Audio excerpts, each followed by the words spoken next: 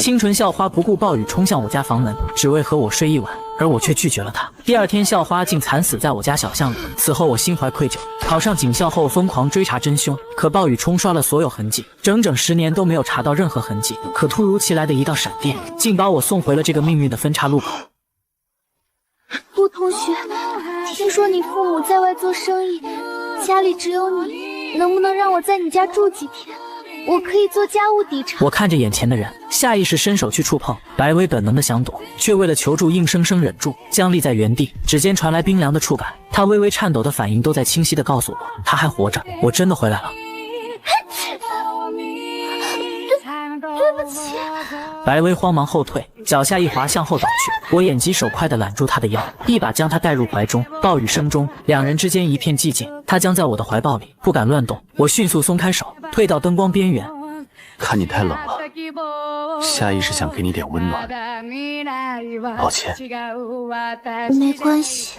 我侧开身子，将他迎进屋内，看着他脸上没有血色的模样，我的思绪不禁翻涌。前世歹徒在星海市犯下这起案子后便销声匿迹，这一次我不仅要救他，还要用多年刑侦经验，今晚就去案发地揪出真凶。白薇忐忑地站在玄关，局促地扯着衣角，见我转身去拿拖鞋，她更加慌乱。我的袜子是湿的，会弄脏拖鞋，我光脚进去就好，一会儿帮你拖地。暴雨夜孤男寡女共处一室，全身湿透的处境让他陷入了极度的不安。他将指甲深深掐进掌心，强迫自己冷静。趁我转身，他迅速用余光打量着四周，直到看见茶几上的热茶和凌乱的纸箱，才稍微放松了紧绷的脊背。擦头发的，不介意的话先用吧。可以再借我件衣服吗？我的衣服有点湿了。我这才注意到他紧紧揪着湿透的衬衫。反正要换衣服，干脆去泡个热水澡吧，不然受凉会感冒的。客房没有浴缸，去我房间的浴室吧，我去放热水。听到要在我的浴室洗澡，白薇羞窘地低下头，声如蚊蚋地应了一声。浴室内响起哗哗的水声，白薇看着我忙碌的背影，终于鼓起勇气。顾同学，叫我名字就行。你是想问我为什么不问你借住的原因？白薇诧异地抬起头，满眼好奇地点了点头。像你这么漂亮的女孩子，大雨天敲门求收留，肯定有逼不得已的原因。既然不方便说，我追问就不礼貌了。听到这番话，白薇的眼眶红了。我是好水温，起身缓步走到她面前，突然抬手撑在她耳边的墙上，将她圈在怀里。我不担心你有什么企图，但是你就不怕住在这里，我会对你图谋不轨吗？白薇靠在墙上，轻咬着嘴唇，只觉得浑身泛起一股暖流。我相信你。他一双美眸大胆地直视着我，这句回答直接堵死了我继续试探的空间。想到今晚还有重要的事情要办，我笑着收回了手。你去泡澡吧。替换的衣服，以你的身材，这衣服完全可以当连体裙穿，先顶替一下。你的衣服放洗衣机洗完，再放烘干机，很快就能干。谢谢你。白薇转身进了浴室，这声谢谢一半是感谢收留，一半是感谢我的理解与包容。听着浴室传来水声，我笑着转身离开卧室，去准备姜茶。过了一会儿，浴室门推开，白薇穿着宽大的卫衣走了出来，脸颊被热气熏出淡淡红晕，露出膝盖上方白皙的肌肤。拖鞋已经给你放好了。白薇穿上被烘暖的毛绒拖鞋，心中的羞怯消散了不少。刚走出卧室，她就闻到了蜂蜜姜汤的甜暖气息。我端着马克杯靠近，目光扫过她宽大的卫衣领口，喉结微动。来，喝点姜汤水。白薇接过马克杯，小口啜饮着。要不要给你煮点面？会不会太麻烦？麻烦什么？几分钟的事。你先坐，给你加2个蛋。我刚要起身，就被一只小手拉住了。我会煎荷包蛋，我也来帮忙。来到厨房，我利落的刀工让白薇十分意外。案板上很快切好了整齐的番茄和火腿。白薇踩上小凳子，踮脚去够顶层的鸡蛋盒。随着她的动作，宽大的卫衣下摆瞬间掀起。我余光一扫，脸上瞬间通红。白薇似乎注意到了我的目光，慌忙去拉卫衣下摆，结果在小凳子上没站稳。我急忙从背后伸手去扶，掌心却意外滑到了不该碰的地方。她身子一软，直接跌进了我的怀里。发间的檀香与沐浴露的柑橘香猝然交融，我们同时僵在原地，直到汤锅沸腾的水花溅出，才打破了这份旖旎。我连忙收回手，退开半步，将漏勺塞进她手里。你来搅，我来拿鸡蛋。转身时，我瞥见镜中自己发红的耳尖。原来这么多年，我不是对女生没感觉，而是在没有第二个人能让我产生这样的悸动。白薇红着脸低头搅动面条，滋啦作响的油花声恰到好处地掩盖了心跳的轰鸣。番茄汤面的香气很快填满了厨房。我将面条端上桌，刻意避开她微颤的指尖。小心烫，想看什么频道自己调。电视亮起的瞬间，白薇忽然攥紧筷子，屏幕上竟然播放着我忘记切换的学习资料，画面极其生猛。我尴尬的轻咳一声，迅速切到了电视点播界面，顺手点开了蜡笔小新。我差点忘了当年就是因为怕被发现看这个，才拒绝校花进来。好在经过这么多年的沉淀，如今我脸皮厚多了，脸部红心不跳的装作没事人一样快速切掉。白薇也快速转移话题。原来你厨艺这么好。我拿纸巾轻轻替她擦掉鼻尖沁出的细小汗珠。发汗了，汗气就算驱出来了。慢点吃，锅里还有。她专注地吃着面，连面带汤吃得干干净净，露出一脸满足。一碗就吃饱了吗？他话音刚落，窗外突然炸响惊雷。我条件反射般看向挂钟，9点57分，距离前世案发时间只剩半小时左右。这一世，我一定要看清凶手的真面目。时间紧迫，我准备立刻动身去案发地附近调查。我拿来一杯水和一条毯子，盖在他身上。既然吃饱了，先在客厅看电视消食，晚我回来洗。我出门买点宵夜，很快回来。这么大的雨还出门呀？没事，很近的。走到门口时，我突然停下脚步，转过身。我担心歹徒是预谋犯案，甚至可能已经尾随他潜伏在附近。记住，我没回来之前，谁按门铃都不能开门。我有钥匙，不会按门铃。听到我的交代，白薇像小猫一样乖巧的点头，将自己裹紧在毛毯中。随着房门关闭，看着空荡荡的房间，她蜷缩在沙发上，静静等待我回来。我撑开黑伞，踏入雨幕，看了一眼防水表，时间是21点58。前世法医推断白薇的死亡时间是10点半左右。我今晚的目标是他前世必经之路上的那家24小时便利店。前世白薇在便利店借了伞，吃完东西才走向案发小巷。虽然今晚他留在了我家，但我必须确认时间线是否会发生，替身修正，让另一个人代替白薇死在那个地方。我绝不允许这种事发生。途中，我拿出手机查看家里的监控，画面里白薇正抱着膝盖蜷在沙发上看电视，确认她乖乖待在家里没有乱跑。我加快了赶路的步伐，刚到便利店附近，我听到一声闷哼，巷口垃圾桶旁蜷缩着一个清瘦的身影，几个混混正围着他拳打脚踢，嚣张地逼问他手里藏着什么东西。被压在地上的人死死抓着一条浅灰色的手帕，旁边掉落着一个铁皮盒。叶子，我一眼认出，这是我班上性格孤僻、常被欺负的同学叶子。听到我的声音，那几个混混猛地回头，瞬间脸色发白。由于我父母在星海市颇有些手段，这些混混平时对我十分忌惮，我甚至没放下伞，他们便如见鬼般仓皇逃窜。巷子里只剩雨水敲打铁皮棚的声响。我蹲下身，将伞稳稳罩在叶子头顶。你还好吗？要不要我送你去医院看看？他手腕上还留着3个月前被烫伤的旧疤，我伸手想扶他，他却触电般缩回手，铁盒撞在墙上，几支蜡笔和半袋猫粮滚进泥水里。谢谢。他低头去捡书包，湿透的刘海遮住了眼尾的泪痣。我注意到他左手指甲缝里沾着暗褐色的污渍，像是干涸的血。下这么大的暴雨，你还出来喂流浪猫啊？叶子含糊地应了一声，突然剧烈咳嗽起来，单薄的肩膀在雨中发抖。我脱下外套扔给他，穿上。你妈不是又出差了？你要是再生病，谁照顾你弟弟？就在这时，我脑海中突然闪过前世的监控画面。前世白薇在便利店外似乎看到了什么，才走向小巷。此时看到叶慈，我瞬间恍然大悟，白薇当时应该是看到了叶慈被人欺负的场景。我脑海中飞速闪过前世的种种细节。如果前世白薇离开便利店是来阻止这场欺凌，她那浑身湿透的模样，极有可能让这群混混的欺凌演变成骚扰。我努力回忆前世周一时叶慈的神态，他当时的伤比现在重得多，却对白薇的死没有太大反应。这说明前世极有可能是他拼死拖住了混混，白薇才没有被他们带走。既然不是他们干的，那真正的凶手另有其人。一番推理后，我瞬间锁定了一个关键信息：凶器。这种暴雨天，谁带着那把致命的小刀出门，谁就是最大的嫌疑人。想到那3个混混身上极有可能带刀，我立刻懊恼刚才放走了他们。至于满身是伤的叶慈，前世他能好好活到毕业，现在只能先把他放在一边。你没事的话，就快点回家吧。我抬脚刚准备走，又停下来看了一眼叶慈坏掉的雨伞，一把将手中的黑伞塞进他手里。你的伞坏了，用我这个。我还有事不能送你，小心着点，赶紧回家去。不等叶慈拒绝，我已经一头扎进暴雨中，跑得没了踪影。由于雨太大，那3个混混没跑多远，正躲在一处廊檐下避雨。他们正骂骂咧咧地商量着要不要拿个麻袋套住我的头揍我一顿，却又碍于我家的背景不敢轻易动手。就在他们惊疑不定时，我已经以极快的速度冲到了他们面前。3个混混吓了一跳，还以为我是来要钱的，连连摆手后退。喂，3位朋友，借个东西用用。3人面面相觑，满眼防备。不借钱，借别的。3人满脸疑惑地看着我，我盯着他们，露出一抹人畜无害的微笑。借刀。3个混混愣在原地，显然没听懂我的要求。3位出来混的，该不会出门在外连把刀都没有吧？激将法果然奏效，绿毛不服气地从兜里掏出一把蝴蝶刀，当着我的面炫耀般耍弄起来。我只扫了一眼，就判定这绝不是法医报告中那把切口平整的水果刀。这种太花里胡哨了，我出100块，买把类似水果刀那种。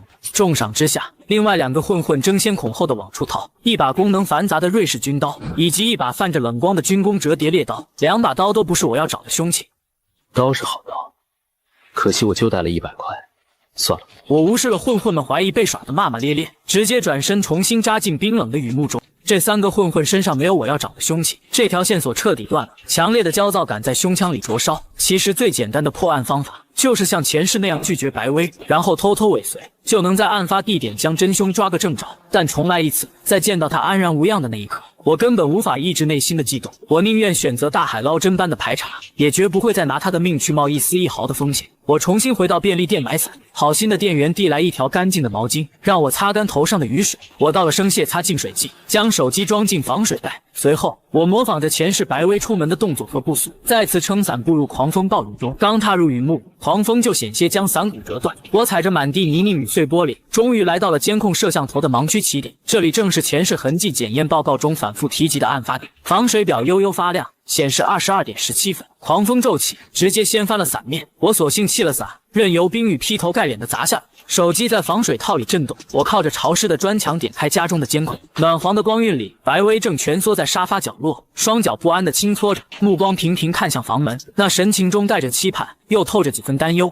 再等一会儿就好了，别着急。时间来到22点29分，巷尾突然传来一阵金属碰撞声，我立刻警觉地摸了过去，却意外看到了一个熟人，《星海2》中出了名的校霸江燕。此时他正坐在违章建筑的遮雨棚下，用一把水果刀削着苹果。这不是老顾吗？你这大半夜风雨这么大，伞也不打，跑这儿来干嘛？出门办点事儿，伞被风吹坏了。你这大半夜又在干嘛？江燕用刀尖挑起塑料袋里发皱的苹果。我知道他校霸的身份只是保护色，他家境贫寒，母亲还患有严重的尿毒症。给老娘送了点水果，结果被赶回来了。他雨靴边缘沾着医院走廊常用的防滑石膏，身上混杂着重症监护室特有的消毒水味。然而，我的视线却死死定在他手里的那把水果刀上。这把刀的特征与白薇遇害案中的凶器描述如出一辙。你站雨里干嘛？还不赶紧过来！我家就在旁边，借你一把伞吧。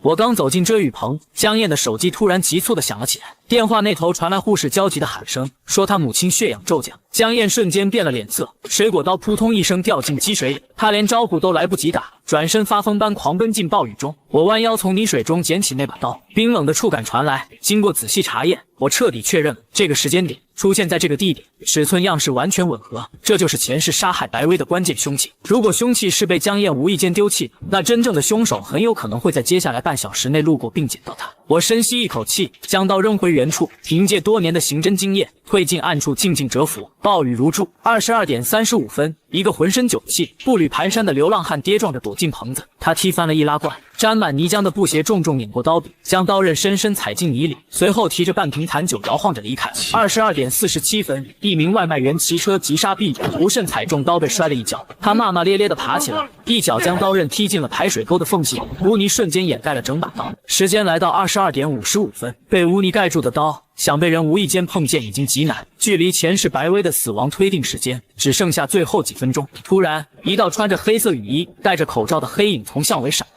他佝偻着背，径直走向那把被污泥覆盖的刀，蹲下了身。我浑身的肌肉瞬间紧绷如弓弦，就在他伸手握住刀柄的瞬间，袖口露出的手腕上赫然有一道醒目的硫酸灼伤疤痕。我猛地从暗处走出来，借着惨淡的光线，彻底看清了雨衣下的那张脸，竟然是星海二中出了名的老好人，化学老师李明远。我心中掀起惊涛骇浪。3个月前，就是他在实验室护住了打闹的学生，自己反被硫酸烧伤，事后甚至温和的安慰肇事学生。他还是出了名的妻管严，十里八乡绝无差评。可如果凶手是他，一切前世的疑点就都说得通了。前世白薇在漆黑的小巷里遇袭，却没有逃跑痕迹，正是因为他也绝对相信这位温和的老好人。如果李明远提出用雨衣帮他遮雨，并带他回家交给师母照顾，在那种暴雨深夜极度无助的情况下，白薇根本不会有一丝一毫的防备。想到这里，我感到无比痛心，但我不能轻举妄动，毕竟现在的李明远还没犯案。我决定利用刑侦技巧试探一下他深夜外出的目的。李老师，李明远立刻抬起头，看到我浑身湿透的模样，脸上满是意外与关切。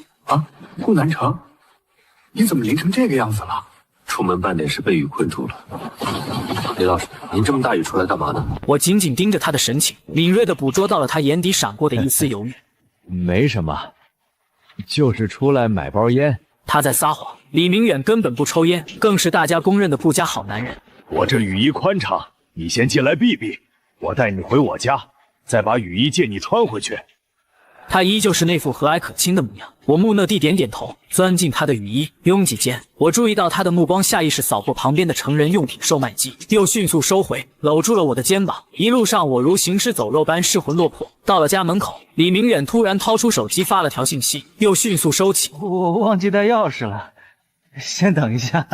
可我刚才明明感觉到他腰间别着钥匙串，这是他今晚的第2次撒谎。我的疑虑不断放大。过了片刻，房门终于打开，开门的是李明远的妻子，同校的化学老师沈晴。她穿着真丝睡袍，腰带松散，脸颊泛着潮红，玄关的暖光透出。我瞥见客厅茶几上歪倒的红酒瓶，燃着的香薰蜡烛，以及散落的玫瑰花瓣，空气中弥漫着未散尽的暧昧气息。这一瞬间，我的脑海豁然开朗，所有线索瞬间串联成一条清晰的轨迹。李老师今晚本准备和妻子浪漫，却发现计生用品用完，才冒雨出来购买。出于老好人的习惯，他顺手去清理堵塞下水道的杂物，意外捡起了那把水果刀。因为撞见了我，他不好意思再去买用品，也不放心我一个人，便将我带了回来。而刚才假装没带钥匙发信息，只是为了给穿着情趣睡衣的妻子留出换衣服的时间。他所有的异常行为，在这一刻全都得到了合理的解释。你怎么淋成这样了？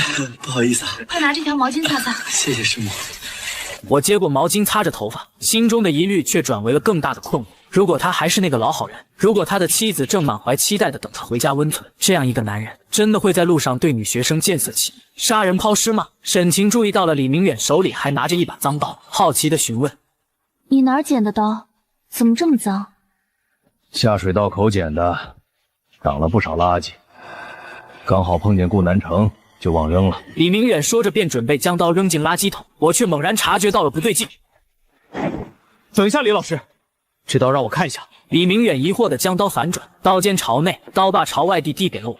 这个下意识的防伤害动作，再次印证了他骨子里的温和。我接过水果刀，仔细端详，脸色瞬间变了。之前灯光太暗没看清，这把刀的刀刃居然有细微的卷刃，这显然是江燕拿它切过硬物造成的。法医报告中根本没有关于卷刃的说明，切口会有明显的差异，这意味着真正的凶器根本不是这把刀。我彻底锁错目标了。我猛地翻乱扫了一眼手表，已经23点了，真正的凶手可能这个时候才刚出现。我心下一急，连忙将毛巾塞回给沈晴。不好意思，李老师，时间太晚，我得赶紧回家了。您的雨衣我先借走了。我将刀柄塞回李明远手里，披上雨衣，一头扎进了暴雨中。我一路狂奔回到案发地点，在附近来回搜寻了好几圈，偶尔有路人行色匆匆的经过，但完全不像是会中途停下犯案的凶手。23点30分，街道已空无一人。我拿出手机查看监控，白薇蜷缩在沙发上，困得像小鸡啄米般直点头，却还在强撑着睡意，不时地望向门口等我回家。我攥紧拳头，干脆脱掉雨衣，继续在漆黑的案发地附近徘徊，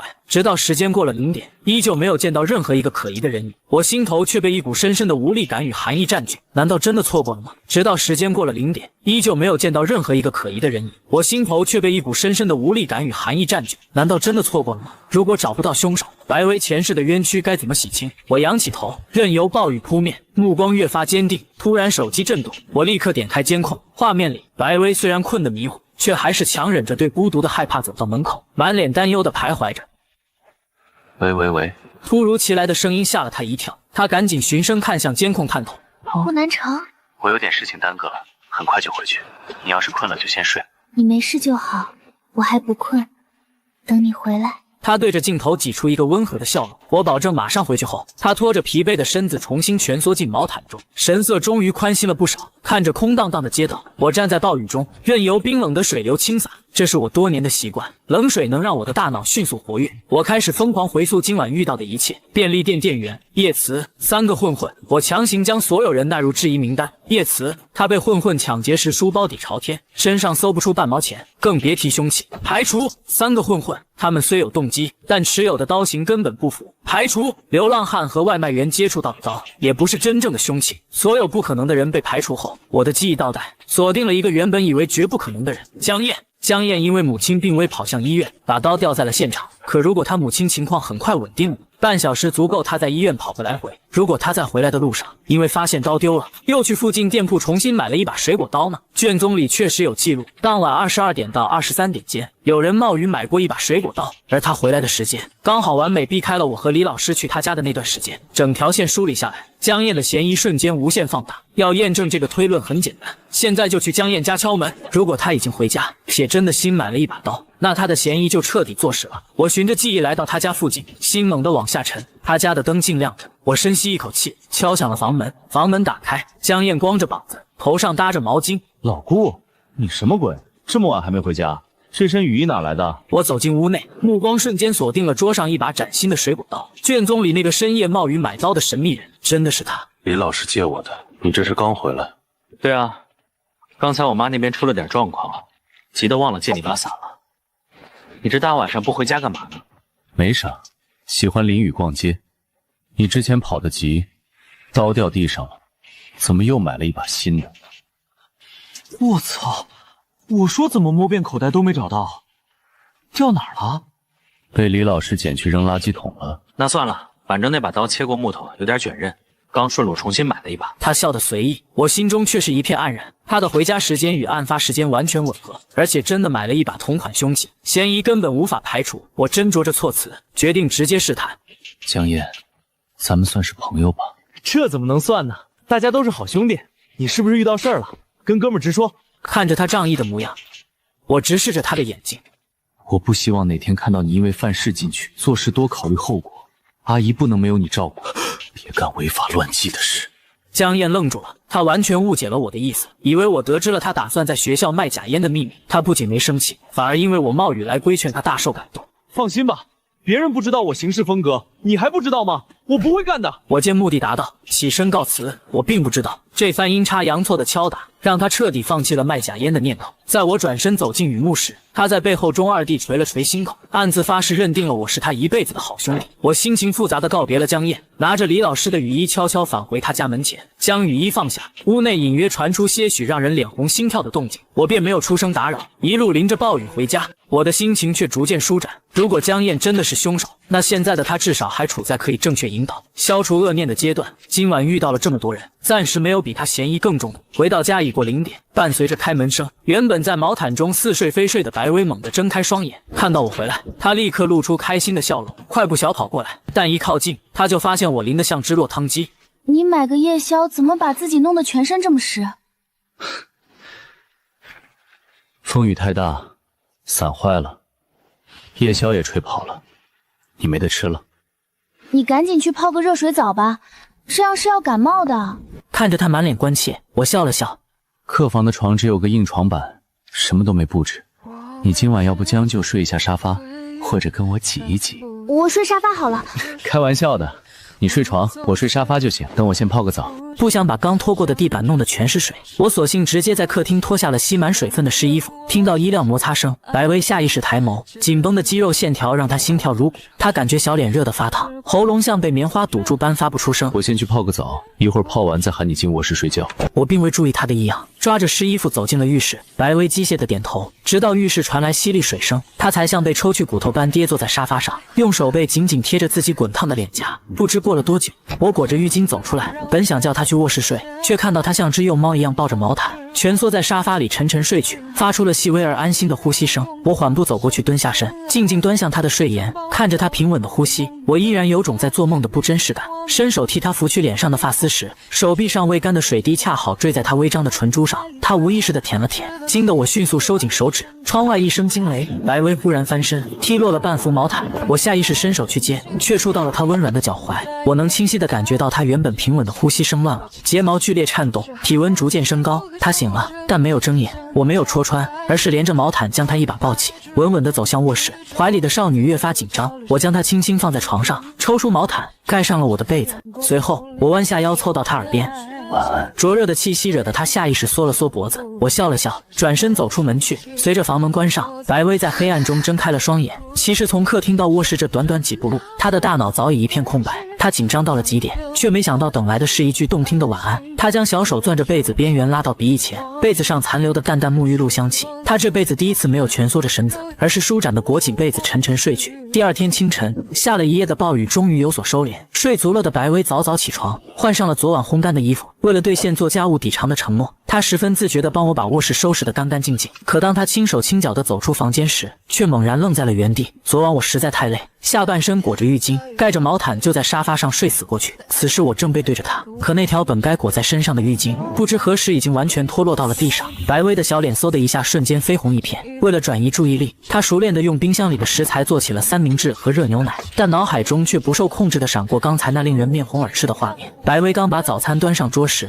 我也在沙发上苏醒了过来。处于半梦半醒间的我，本能的伸手摸向床头柜寻找配枪，却只摸到了冰凉的茶几玻璃。我猛地撑起左手坐起身，记忆中追捕悍匪留下的左肩旧伤竟然没有传来一丝刺痛。我按压着太阳穴，皱眉掀开浴巾，目光下的肌肤瞬间与记忆产生了割裂，身上搏斗的刀疤消失不见了，取而代之的是光洁如新的年轻躯体。我彻底清醒了过来，我真的回到了10年前。我猛地转头看向洞开的卧室大门，心跳瞬间漏了一拍，直到看见他在厨房里忙碌的背影，我才重重地跌回沙发上，长舒了一口气。太好了，不是做梦，他真的活过了那个暴雨夜。前世作为刑警，我背负着无休止的自责与疲惫，从未享受过一天属于年轻人的生活。如今他还在，我的青春也回来了。这一次，我决定要好好重活一场。顾南城，该起床吃饭了，我已经弄好早餐，不知道合不合你胃口。白薇从餐厅偷偷探出头，温柔地喊了一声。我坐起身，顺着香味嗅了嗅，空气中飘来一阵诱人的麦香和奶香。马上来。我走到餐桌前，白薇正静静地坐在那里等我。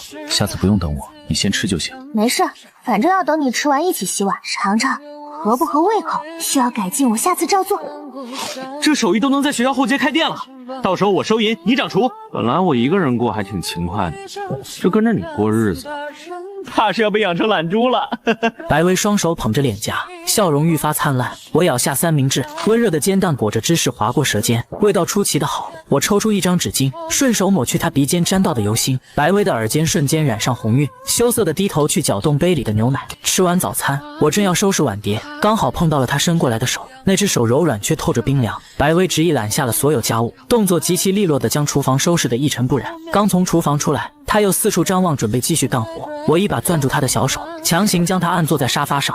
我看你精神头不太好，这2天不许干活。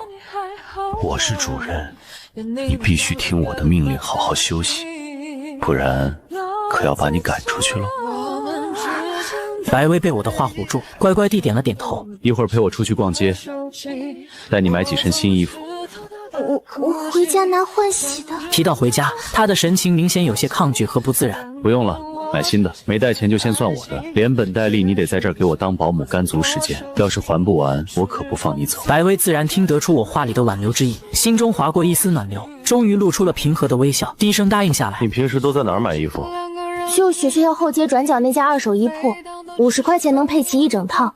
不过我有认真消毒的，每次都会用肥水煮3遍再晒足太阳。他细碎的声音里透着一丝局促，生怕我会因此嫌弃他。我突然想起一个地方，那里的衣服很不错。突然被我牵住，白薇踉跄了半步，额头轻轻撞在我的肩胛骨上。她没有挣脱，任由我牵着，停在了转角处的一扇玻璃橱窗前。裁缝店的木门虚掩，铜铃声与留声机慵懒的相送交织在一起。白薇看着橱窗里陈列的昂贵布料，有些局促地捏了捏顾南城的袖口。这里看起来好贵。老板娘是我妈老同学，专做学生生意，不贵，放心进。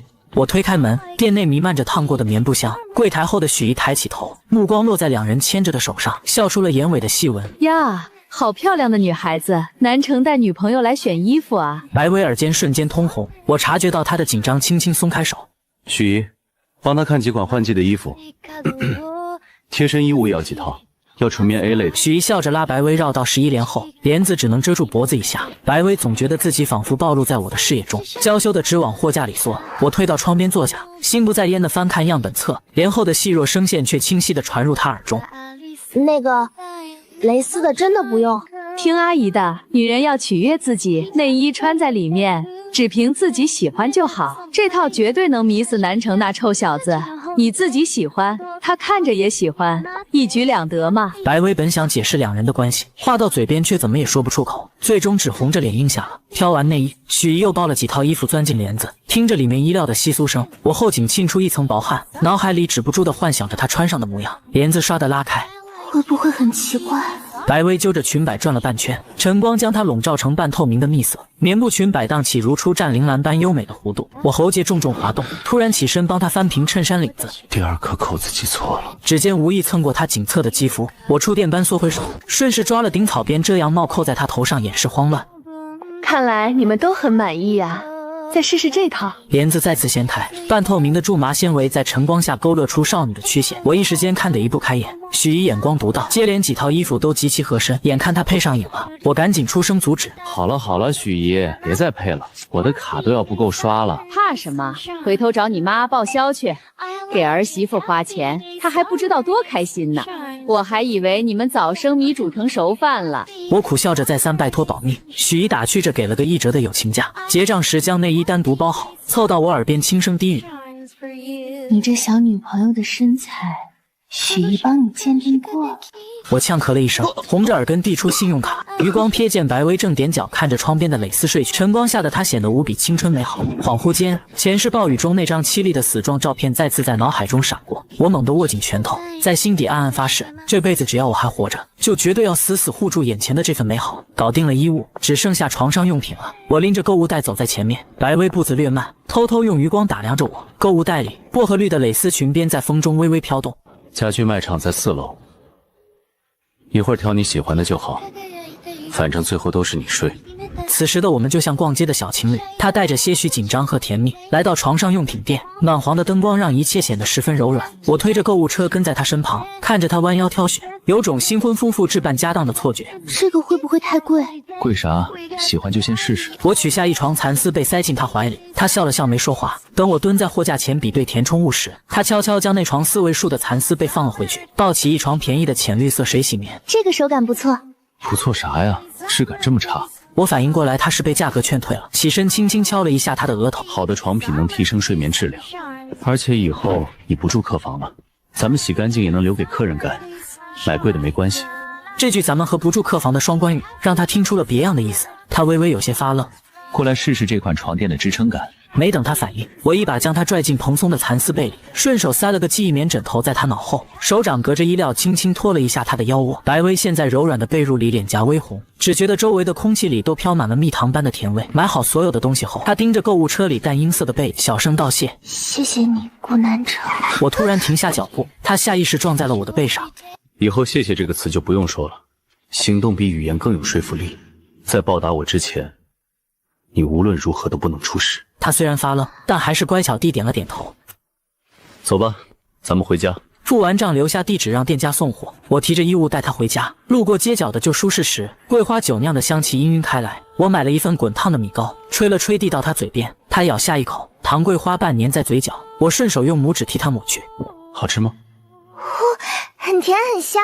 下次带你去逛小吃一条街，那边好吃的更多。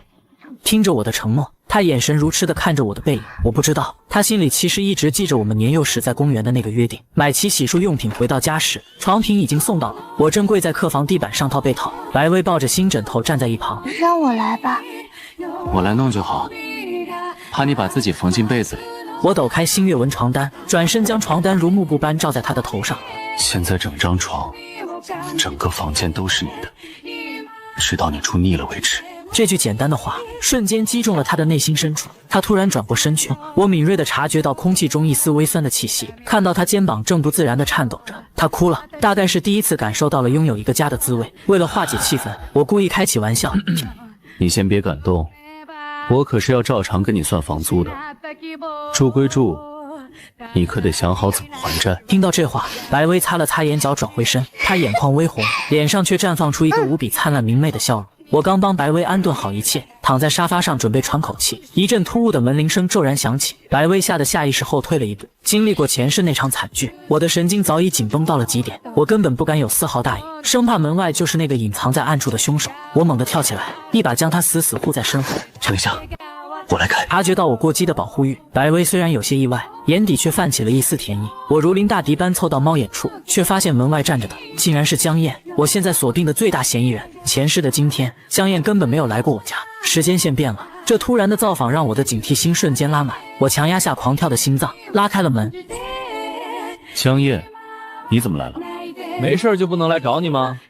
昨晚风大雨大的，你淋那么狠，我怕你感冒，特意让我妈教我熬了驱寒的汤，给你送来。看着他手里捧着的保温罐，我才恍然大悟，原来是我昨晚冒雨去规劝他的举动，让他心生感动，从而引发了这出蝴蝶效应。看着眼前这个满眼讲究兄弟义气的男生，我一时竟不知该作何反应。我还真觉得头有点发胀。那赶紧趁热喝2碗。江燕刚想进门，突然看到了被我护在身后的白薇，她愣了一下，眼神瞬间在我们俩身上来回转动。白薇，你认识的？懂了，嫂子好。看来我今天来的不是时候啊。这红糖姜枣汤趁热喝，嫂子喝了也很补。我还要去医院照顾我妈，就不当爹的胖。江燕转身跑得飞快，看着她阳光简单的背影，我心里五味杂陈。我真的很难相信这样一个极其重情重义的人会是那个残忍的凶手。我甚至迫切的希望能赶紧找出另一个真正的嫌疑人，洗清他在我心里的嫌疑。白薇看着江燕离开的方向，都说他是学校里很坏的校霸，可为什么看着一点都不像啊？人不可貌相，他也是个有故事的人。很多事不是表面看起来那么简单。我揭开保温罐，一股浓郁的姜枣香扑鼻而来。我盛出2碗，将其中1碗递给白薇。你昨晚也淋得不轻，我看你最近气色虚，多喝点补补。辛辣甘甜的汤水入喉，一股暖意瞬间散入四肢百骸。我以前一直听别人说他坏话，没想到他为人还挺不错的。都是生活所迫罢了。他本来也不至于变成那样。听到生活所迫4个字，白薇的神色突然暗淡了下来。显然这简单的几个字也深深戳中了他同样坎坷的痛处。关于白薇家里的事，我只知道个大概。前世调查他的案子时，我找过他的父母，但基本一无所获。他父母离异，各自重组了家庭，他一直跟着母亲生活，这让我断定前世那个暴雨夜白薇走投无路来投诉，绝对跟原生家庭脱不开关系。前世我从邻居口中得知，当晚白薇冒雨冲出家门，是因为跟继父发生冲突，好像还把继父捅伤了。但我去询问时，他们却矢口否认。他们说继父是因为地板滑，不小心撞到了母亲正在削苹果的刀上。他们还说继父是因为看到白薇手机里存了男生的照片，说了他几句才引发的争吵。白薇离家后不久，他们就去了医院，监控证实了他们到医院的时间，排除了作案嫌疑。然而得知白薇死讯时，继父毫无反应，母亲却当场晕厥，事后直接疯了。更让我痛心的是，调查显示白薇从母亲家出来后去过父亲家，可没多久他又出来了。监控里他低垂着头，情绪比来时更加低落。那个暴雨夜，他先后被2个至亲的家庭拒之门外，最后才来到了我家。我不敢想象他敲开我家门时内心经历了多少绝望的冲击。每念及此，我内心的悔恨便如潮水般将我淹没。好在老天给了我重来的机会，我绝不会再放开他的手。我端着热牛奶走进沙发，白薇正蜷在角落里看书，暖光勾勒出她单薄的轮廓。我瞥见她无意识地摩挲着左手腕内侧一处月牙状的淡粉色疤痕。尝尝，加了蜂蜜。我将玻璃杯放入他掌心，他刚要道谢，想起我的禁令，又把话咽了回去。奶香氤氲中，我注意到他居然在看我随手摆在书架上的。怎么，想当神婆吗？对啊，等我学会了，帮你算算。他俏皮一笑，两人说话间，窗外突然传来一阵刺耳的汽车急刹声。白薇猛然僵直脊背，牛奶险些倾洒。我迅速握住他颤抖的手，确认窗外无事发生后，坐回他身边，轻轻握住他的手。你放心，你还欠着我的债呢。没还清之前，谁来都不能把你带走。刚受了惊吓的白薇听到这话，心跳更加剧烈了。等学会了，算算我们合不合？我怕你克我这个债主。白薇听到这话，小脸瞬间红扑扑的。她早就偷偷合过2人的八字，意外的非常合。你大学志愿是什么？我虽然有点想法，但还没想好。你呢？我很简单，你报什么我就报什么。你欠我一大笔债，我不时刻跟着你，你跑路了，我可就血本无归了。白薇捏着汤匙轻轻画圈，望着我含笑的眼睛，喉间泛起一阵酸涩的甜。我想报考京大或者京都医科大的心理学专业。这2个大学可不简单啊，怎么想起来学心理专业？我脑海里突然闪过他母亲发疯的事，难道他母亲原本就有精神疾病？白薇张了张嘴，最终没有解释。这专业不错，顺便打磨一下自己的心理承受能力。我会拼命努力的。那我来辅导你学习。他诧异地看着我，我现在的成绩在班里只能算中游，而他名列前茅。怎么看不起我吗？没有。你撒谎！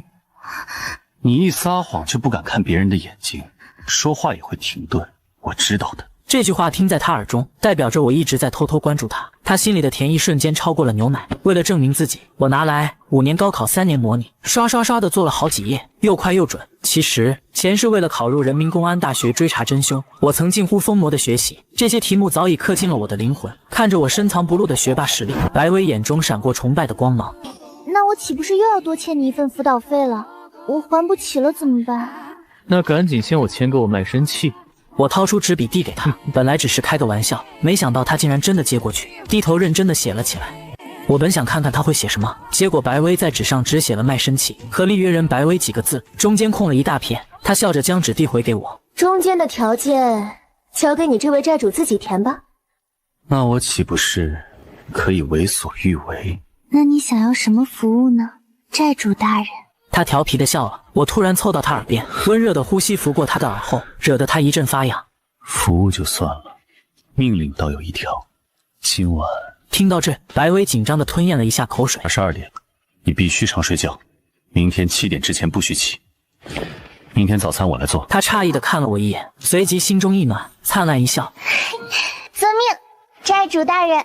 入夜后，在我的强权命令下，白薇乖乖上床睡觉。我给她倒了一杯热牛奶。锁门没关系。我退了出去，而她看着房门把手，最终没有去锁。回到卧室，我长舒了一口气。前世为了麻痹自责，我疯狂办案，连师傅安排的清闲岗位都拒绝了，就怕闲下来会想起他。如今重回10年前，他得救了，我也终于解脱了。经过一番心理暗示，我沉沉睡去。梦里，我回到了童年，公园的一角，一个瓷娃娃般的小女孩正在抽泣。你怎么这么大了还哭鼻子呀？我没有哭鼻子，是不是他们欺负你了？我让他们给你道歉。小女孩连忙拉住她，说跟别人无关。小顾南城掏出妈妈准备的干净手帕，温柔地替她擦去眼泪。你傻看着我干嘛呀？他呆萌地照了照水洼，惹得小女孩破涕为笑。我叫顾南城，经常来这儿玩，以后有什么不开心都可以来找我。随着母亲的呼唤，小男孩跑远了。叮铃铃，闹钟炸响，我猛地睁开双眼，嘴里嘟囔着怎么会突然梦到小时候。同一时间，白薇也陷入了那个公园的梦境。我的爸爸妈妈有一个要离开我了。别哭了，我还以为什么事呢。我爸爸妈妈全都离开我了，我都没哭。小白薇惊讶地看着他，她没想到这个小男孩竟然如此坚强。她一把将他抱在怀里，反向安慰起来。爸爸妈妈离开了你怎么办？跟爷爷奶奶生活呗。听大人说，他们办完事儿就会回来的。听说爸爸妈妈离开后会有新的家人，就会不要我了，我好害怕。小男孩再次帮他擦去眼泪，牵起他的手。那你就来我家吧，我家还蛮大的。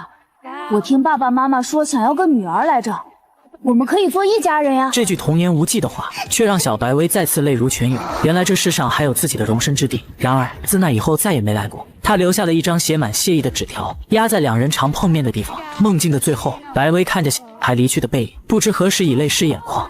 我敲响了客房的门，叫醒了白薇。餐桌上，我特意熬了红枣红豆薏米百合粥给她补气血。看着她像小猫一样怕烫的喝粥，我不禁看入了神。干嘛这么看着我？我突然发现你好像一个人，很小的时候遇到的一个小女孩，玩了不到半个月她就搬走。我觉得你跟她好像。她没跟你告别吗？听到白薇的追问，我陷入了回忆。没有当面告别，我是看到一张破烂的小纸条才知道她走了的。纸条被雨水泡坏了，只剩下一半。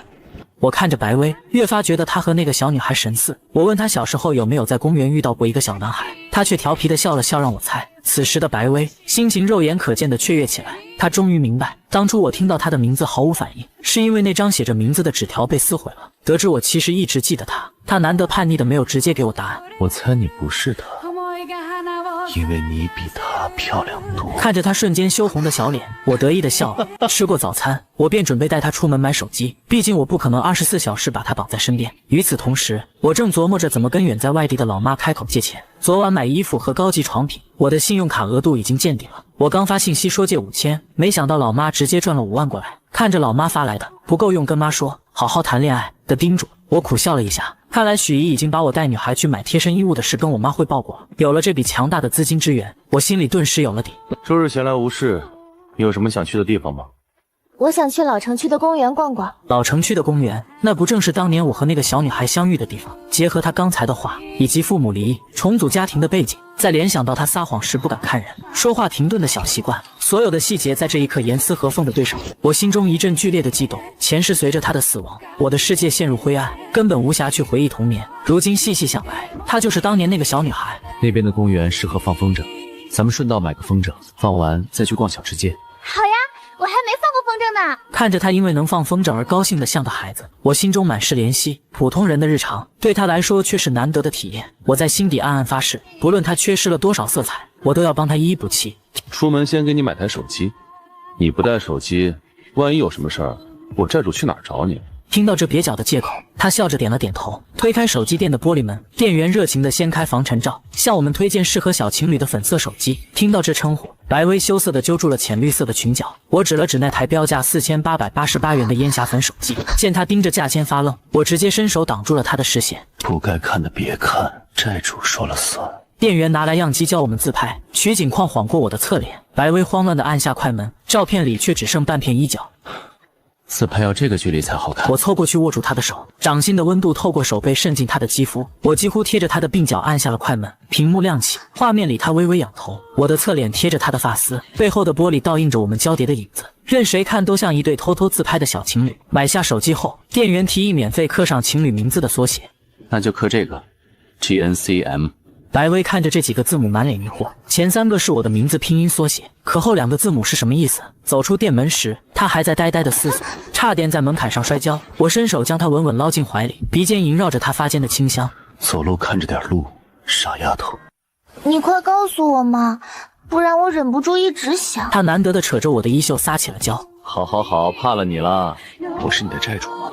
MM 就是 my master 的意思，当然也可以翻译成其他的意思。白薇恍然大悟，突然他似乎联想到了什么别的意思，心跳骤然加速，粉嫩的俏脸再次红透了。看着白薇一脸羞红的模样，我心里暗暗发笑，那2个字母 MM， 他肯定想到了。慢慢我的男人这一层，我没有说破。这种自卑又期待的少女心事，让他此时看上去格外动人。公交车晃晃悠悠地开往老城区，那是我们童年重叠的地方。我取出一只耳机，轻轻塞进他的耳中。听过这首歌吗？郑智化的《别哭》，我最爱的人，我挺喜欢的。那一瞬间，我脑海中大量记忆闪回，前世我无数次在深夜听着这首歌悼念惨死的他。歌词里那句“今夜我如昙花绽放，在最美的一刹那凋落”，简直就像是对他宿命的预言。耳机里传来雷霆那空灵忧伤的翻唱声，白薇听着听着，眼泪竟无声的滑落。我不知道前世的他曾无数次想在天台终结生命，是童年那个小男孩的影子支撑他走到了现在。现在的泪水是他对过去那个阴郁自己的告别。我正失神的陷入哀伤，一只柔软的手却轻轻抚上了我的脸颊。白薇眼神中透着揪心的心疼，像小时候一样，她突然轻声将我紧紧抱入怀中。少女背影传来的温度，与记忆中那个在公园安慰我的小女孩重叠了。我没有挣脱，任由时光在这一刻静止，朝阳洒进车窗，驱散了我们心头积压已久的阴霾。下了车，老城区的风裹挟着樟树叶的清香，周围的早餐铺、自行车铃声，一切都没有变。走，去巷子尾买风筝。白薇像个好奇的孩子，紧紧跟在我身后。我们停在一家风筝摊前，她一眼相中了那只桃粉色的蝴蝶。小情侣要不要一人一只？这蓝色的刚好配那一对。放2只我还怎么找机会摸他小手啊？老板娘被我逗得一愣，白薇掩嘴轻笑，原本的局促消散了不少。春风拂面，我带着风筝在前面跑，示范着放飞的动作。加速，快跑起来！在我的指导下，蝴蝶风筝终于乘风而起。白薇仰头望着天空，眼睛里闪烁着从未有过的光彩。想试试吗？我将线轴递给他，风力突然加大，他一个踉跄，我顺势从身后环住他，温热的掌心附上他的手背，指尖摩挲间，我感受着他发间的茉莉清香。顾南城，我记得小时候你总说云像棉花糖，想尝尝是什么味道。现在我找到更像的东西了，就是你。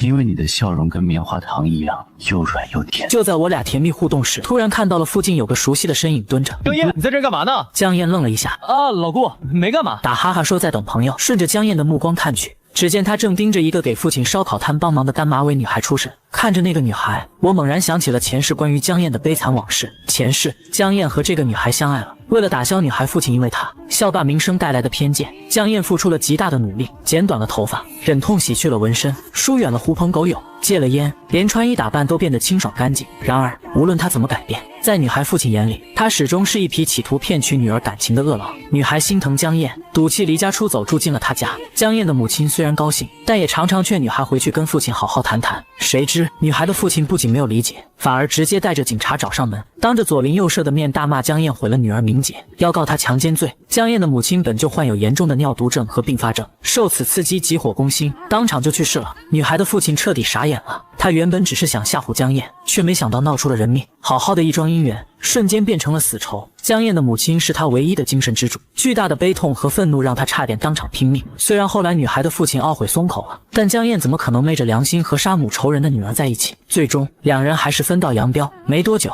江燕就辍学离开了这座城市。多年后我在查案室偶遇她，她已经变成了一个衣不蔽体、睡在桥洞下的流浪汉。她疯了，嘴里只重复着一句话：她有个杀母仇人，要报仇。极度的痛苦烧毁了她的理智，她忘了该怎么报仇，只能在疯癫中度过余生。回想起当时她痴痴傻傻的模样，我感到的心痛绝不亚于看到白薇的惨剧。所以，即便前世那把刀把嫌疑指向了她，我也坚信她绝不是那种十恶不赦的凶手。既然老天让我重来一次，我绝不能看着悲剧重演。我打算把准备好的10万块逃犯线索送给江燕，有了警局的荣誉背书，女孩父亲对她的偏见绝对能减轻大半。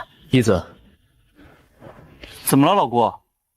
明天去学校再跟你说。江燕摸了摸脑袋，一脸疑惑。两人说话间，一个牵着小男孩的男生经过，看到我时瞬间僵在了原地。叶慈，这么巧，带弟弟出来逛街啊？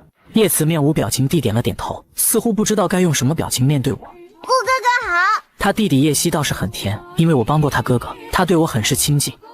你也好，小希真乖。我笑着伸手摸了摸叶希的脑袋，然而白薇却敏锐地察觉到了叶慈看我的眼神不对劲。当顾南城触摸叶希时，叶慈的眼神里透出一种难以抑制的冲动和狂热。他极度羡慕弟弟能得到顾南城的亲近，恨不得以身代之。强烈的情绪让他整个人都在微微发颤。白薇被这种诡异的狂热眼神吓到了，他分不清那是极度的恶意，还是某种令人不适的善意。察觉到白薇的目光，叶慈突然转头，眼神锐利地看向他。白薇吓得平移了一步，躲在我身后，紧紧抓住了我的衣袖。我抬起头看向叶慈，他瞬间收敛了所有的气势，又变回了那副毫无生气的暗淡模样。我也搞不懂他平时脑子里都在想些什么。你们继续逛吧，我吃饱先走了。叶慈局促地点了点头，身子微微前倾。白薇，你真吃饱了吗？明天要上学，今晚早点睡，我可不会给你弄夜宵。听到这话，叶慈瞳孔巨震，张了张嘴想问什么，最终还是闭上了。吃饱了，走吧。白薇似乎有些害怕叶慈，拉着我就快步走出了小吃街，直到弟弟摇晃衣袖。哥哥，哥哥！叶慈才从街口收回目光，对着家人露出了罕见的温柔笑容。白薇吃得太撑，坐在沙发上轻轻揉着肚子。我在她身边坐下，握住她的2只小手叠放在她腹部，手把手教她顺时针画圈揉肚子。看着我耐心认真的模样，白薇红了脸。这温馨的氛围让她感觉比在自己亲生父母家还要舒适。我去厨房给她调了一杯蜂蜜薄荷柠檬水。此时坐在沙发上的白薇却突然陷入了患得患失的恐惧中。原生家庭长期的压抑让她害怕眼前这宛如梦境般的美好只是一场虚假的泡沫，生怕明天醒来又要面对那冷冰冰的家。我察觉到她的异样，走过去用额头贴了贴她的额头，测了下体温，确认她没发烧后，我在她身边坐下。来，蜂蜜柠檬水，加了一点薄荷助肠胃的。我用瓷勺舀起茶汤，慢慢抵在她的唇边。她本来不好意思想自己喝，被我以不能增加饱腹感为由，强硬的一勺一勺喂了下去。每一口茶汤咽下，酸甜的暖流顺着喉管滑向胃部。看着我没有任何不耐烦的温柔动作，白薇眼底泛起了水光。她内心那长久积压的抑郁与不安，正被这份浓厚的安全感一点点融化。这一夜，白薇睡得很安稳。梦里，她见到了已故的外公外婆。她含着幸福的泪水，向他们诉说自己遇到了一个很好的男孩。在梦境的最后，他牵着我的手，向空中的外公外婆挥手告别。随着长久积累的心理病症被慢慢疗愈，他的心境也逐渐产生了变化，终于获得了久违的安心与平静。第二天早晨，白薇早早起床做好了早餐，看着他忙碌的身影，我发现他整个人似乎都不一样了，情绪变得开朗乐观了许多。吃完早餐，我们换上校服并肩出门。白薇，这2天咱们找个时间去你家把东西搬过来吧。听到家这个字，白薇明显瑟缩了一下，指尖骤然全紧，她根本不知道该如何面对那2个崩坏的家庭。我紧紧握住她冰凉的左手，将掌心的温度传递给她。放心，你不用担心家里人反对，我有办法阻止他。顾南城，我真的不想再回去了。她反握住我的手，目光中满是纯粹的信任和强烈的渴求。相信我，不会让你回去的。你现在可是欠我一笔债呢，还完之前不准溜走。白薇笑着点了点头。见过了此生最炽烈的光明后，她终于有勇气彻底逃离那片黑暗。第2日，我和白薇并肩去了学校。教室内书声朗朗，我和白薇刚在座位上落座，同桌苏锦就一脸八卦地凑了过来。喂，听说你们昨天一起逛夜市了，还很甜蜜呢，是不是真的？白薇羞涩地红了脸，我诧异地伸手捏住苏锦被阳光镀上金边的脸颊。你听谁说的？快老实交代。腾，是叶子的弟弟叶希说的，他说你跟一个漂亮小姐姐在约会。我无奈地松开手，班上的几个男生听到八卦也跟着起哄。我神情严肃地扫了他们一眼，众人这才安分下来继续早读。就在这时，一个风韵犹存的中年妇女突然出现在教室门口。我打眼一看，竟然是白薇的亲生母亲。见到她出现的瞬间，白薇的身体猛地僵住，下意识地转头向我求助。班主任走到门口交涉了几句，随即转头看向了教室里。白薇，你妈妈找你。接到我的眼神暗示后，白薇深吸了一口气，起身走向教室门口。她刚出去，她母亲便换上了一副歉意的面孔，跟何老师交涉了几句。何老师识趣地退回了教室。我坐在位置上，目光越过窗户，站在门口不远处的白薇全程低垂着眼眸，紧闭双唇，任由她母亲在对面喋喋不休。过了好一会，她母亲似乎冷冷地甩下了一句什么话，便直接转身离去了。早上刚因为我的承诺而焕发些许生气的白薇，回到座位时，情绪肉眼可见地跌入了谷底。她有些不安地抬头看了我一眼，我没有多问，只是对她露出了一个坚定而意味深长的笑容。看到我的笑，她紧绷的肩膀才微微放松，神情也逐渐平复了一些。白薇，你妈妈找你干嘛呢？没什么，就是说点家里的事情。大人的事情，小孩子少打理。等下了早读，带你去小卖部狠狠造一顿。现在乖乖看你的书。我用书本轻拍了一下苏锦八卦的小脑袋，顺势替白薇解了围。但在心里，我已经盘算好了下一步的计划。既然她原生家庭的阴霾如影随形，那我就必须争取到更多光明正大陪在她身边的筹码。早读快结束时，我径直走上讲台，在和老师耳边低声提了一个要求：你们这个年纪，还是该以学业为重。老师，咱们定个赌约怎么样？这周的期末考试，如果我能考进班级前10名，你就答应让我换座位，坐到他旁边去。听到班级前10，何老师平静的眼神瞬间亮了。他并不古板，如果你能把青春期的懵懂转化为发愤图强的动力，在他这里反而是加分的。我欣赏你的勇气。好，只要你考进前10，老师就答应你。我笑着跟他拉了拉钩，回到座位，我立刻翻开英语书，开始了近乎疯狂的复习。同桌黄茂像看怪物一样看着我，惊呼我怎么突然染上了毒品。我没有理会他，因为我知道这是我必须赢下的一局。早读一结束，我履行承诺，带着白薇和苏锦去小卖铺。苏锦挑了10块钱的零食企图报复我早上的捏脸之仇。看着白薇依旧兴致不高，我从货架上拿了一根棒棒糖递给她，吃点甜的补充糖分，心情会好点。记住我早上的话，放学后我会把一切都解决的。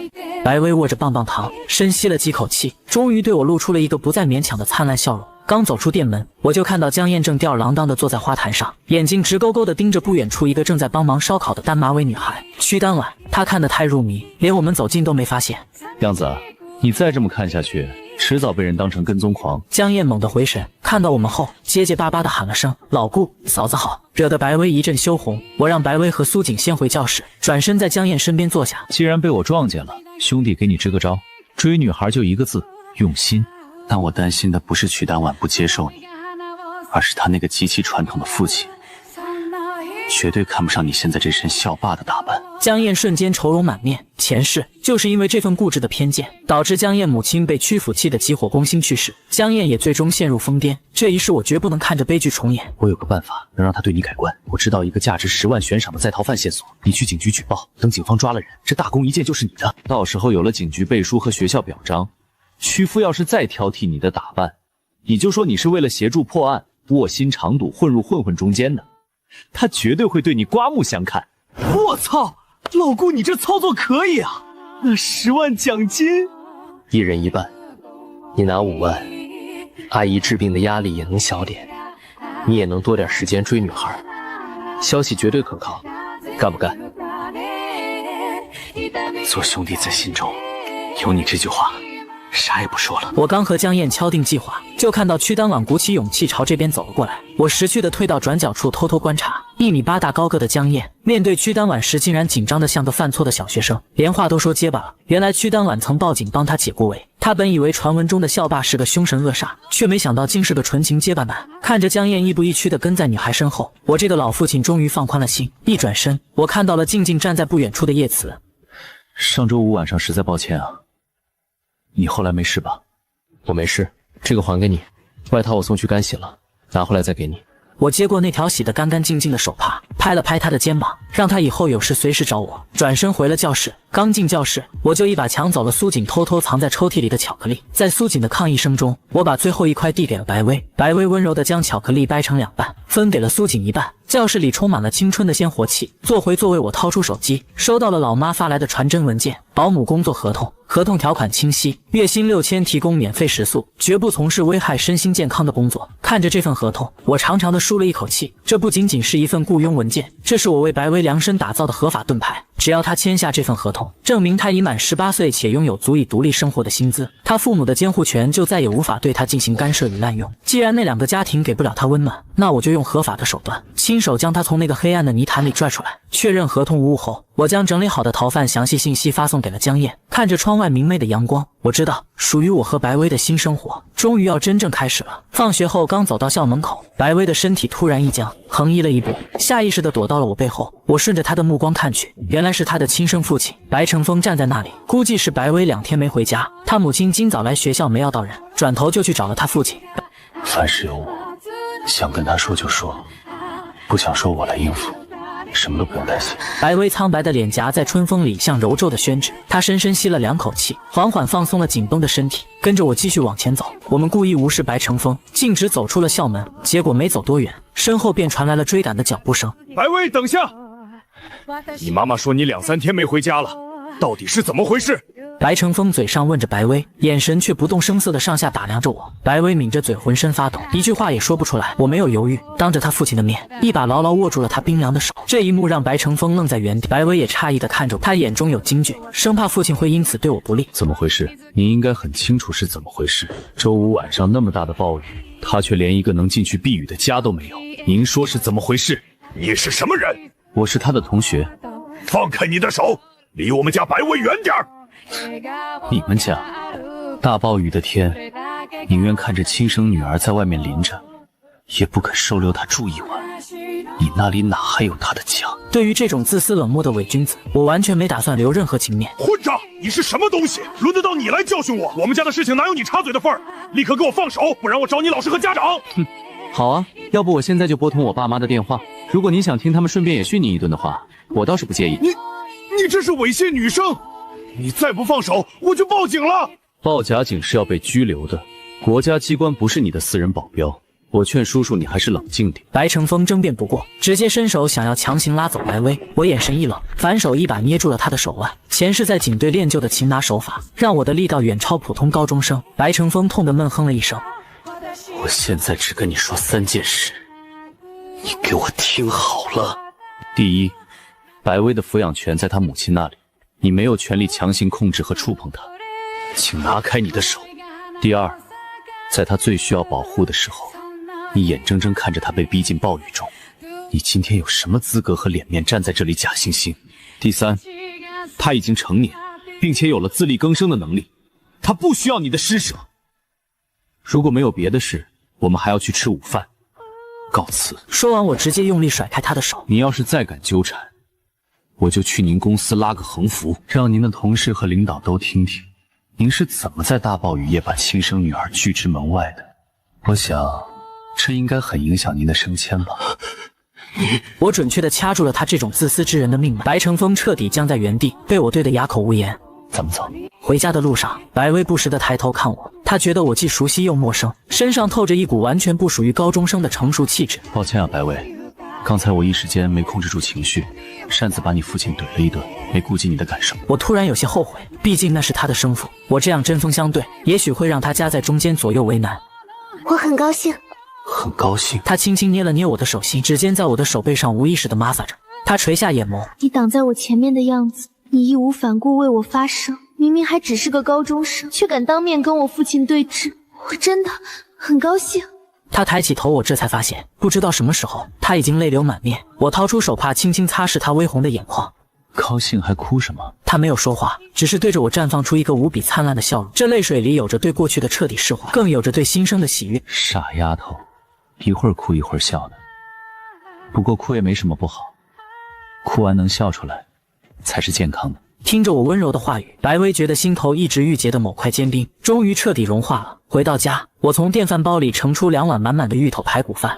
太多了，我吃不完。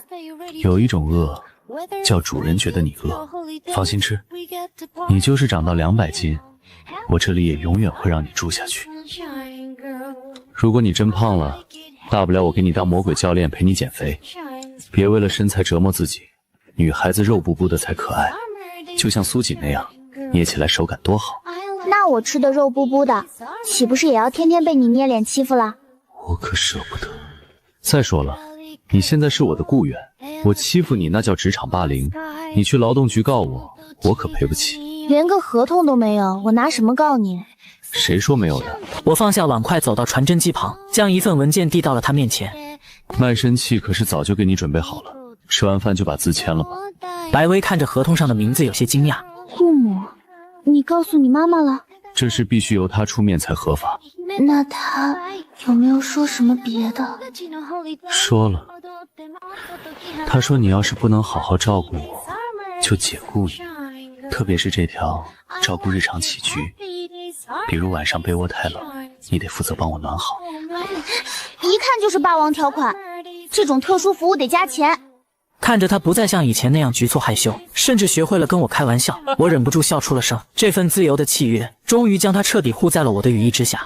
餐桌前的空气带着几分温馨。白薇翻看着桌上的纸张，原本他以为这只是我敷衍的玩笑，却发现条款事无巨细，正规的让人啧舌。你不会真的打算按这上面的工资发给我吧？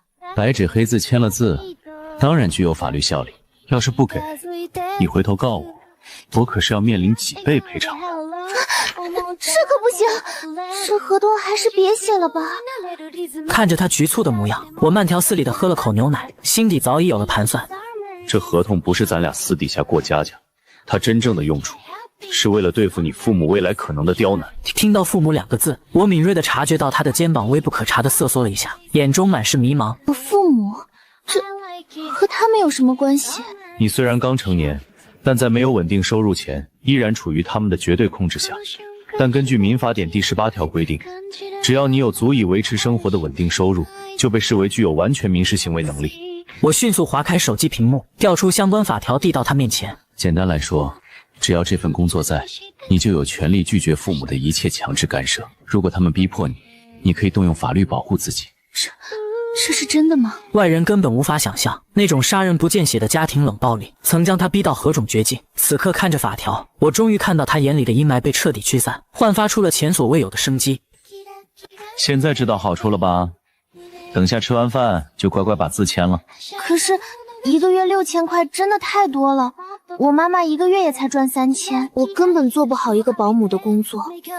要不减掉一半吧？傻丫头，你吃我的住我的，这笔钱我最后不还得从你这儿回收？这数字就是写给外人看的，钱最后全都是我的。那我就放心了。看他顿时放松下来，大口扒拉着碗里的排骨饭，仿佛连米粒都变得香甜无比。我忍不住又逗起他来。逗你的，1分钱都不会少。你要是嫌多，以后家里的开销全用你的工资，让我狠狠体验一把被人包养的滋味。好啊，我白薇承诺，以后用自己的工资包养顾南城同学一辈子吃喝，录视频为证。饭后，他心情大好的签下合同，甚至哼着轻快的小曲，强行把我赶出厨房，自己戴上手套，开心的洗起碗来。客厅里恢复了宁静。我突然想起昨晚从爷爷奶奶那里带回来的安神草。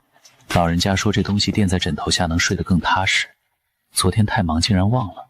我走进客房，床铺被他整理得一丝不苟，空气中透着淡淡的馨香。我径直走到窗边，随手掀开枕头，目光却瞬间凝固了。一把冰冷的水果刀安静地躺在枕头下方，我的瞳孔骤然收缩。这把刀与前世法医推断出的杀害他的那把凶器几乎完全重合，这绝对不是我家的刀。从他淋着暴雨流落街头来到这里，这把刀就一直死死带在他的身上。无数前世的画面在我脑海中疯狂引爆，自杀的可能被绝对排除，因为伤口角度完全不对。但如果凶器本身就是他自己带的，那些曾经因为身上未携带凶器而被我排除嫌疑的人，被欺负的叶慈、混混、路过的流浪汉、外卖员，甚至是擦肩而过的任何一个人，既然凶器在他自己身上，那案发当晚经过那片区域的任何人都可能夺刀犯案。我之前所有的推理，在这一刻被全盘推翻。南城，我这个刀不是……洗完碗的他不知何时站在了门口，看到我拿着枕头呆立，再看到床上暴露的水果刀，他眼底顿时涌现出极度的恐慌，生怕被我误会。没关系，不用跟我解释。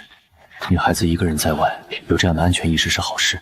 我紧紧地将她拥入怀中，感受到她的僵硬与无助，而在我深邃的眼眸中，正在疯狂梳理着前世庞杂的案件信息。这一世，我发誓绝不能让悲剧重演。